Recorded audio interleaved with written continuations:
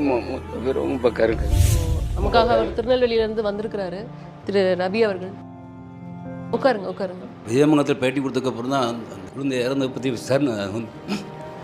அது வரைக்கும் விசாரிக்க கூட இல்லை சார்.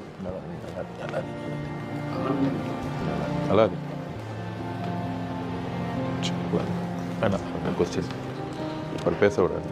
அது வரைக்கும் யாருமே விசாரிக்கல சார். அதை நான் உங்களுக்கு கம்ப்ளைண்ட் இந்த பேட்டி கொடுத்தேன்ல சார். பேட்டி கொடுத்ததுக்கப்புறம் விஜய் சார் வந்து மாவட்ட நிர்வாகி கூப்பிட்டு சொல்லி திருநெல்வேலி மாவட்ட நிர்வாகி அவங்க போய் பார்த்து அதுக்கப்புறம் தான் இந்த விசாரணைக்கு எடுத்துருக்காங்க சார். அப்போ நான் என்ன சொன்னேன், பெண்களுக்கு சுத்தமாக பாதுகாப்பு இல்லை. அந்த டைமில் கோயம்புத்தூரில் ஒரு இன்சிடென்ட் வந்து இல்லை சார், தெரியும். அதனால தான் பெண்களுக்கு பாதுகாப்பு வேணால் மகளிர் போலீஸ் காவல் நிலையம் அதிகரிக்கப்பட வேண்டும். அதே மாதிரி இங்கே கொடுக்கக்கூடிய புகாரை உடனடியாக அவங்க பரிசீலிக்க வேணும். புகாரை வாங்கி அங்கே போட்டு அப்படி போகக்கூடாதுன்னு சொல்லிடுங்க.